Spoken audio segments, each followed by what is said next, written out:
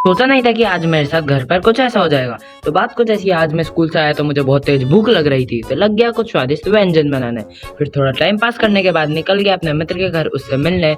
वो बोला घूमने चलते, तो अब हम भटक रहे पूरे पागल कुत्तों की तरह। अब मुझे नहीं पता क्या करना है, पर हमारे यहाँ पे दबा के बकचोदी हो रही है। घर आया तो देखा हमारे घर एक नया फ़ोन आया है, जो कि first made in India cheapest 5G smartphone है। इसकी कंपनी का नेम है AI प्लस। अब मैं जा रहा हूँ ट्यूशन। आज के ब्लॉग की समाप्ति यहीं पर। वीडियो को लाइक करें, चैनल को सब्सक्राइब करें। Bye bye.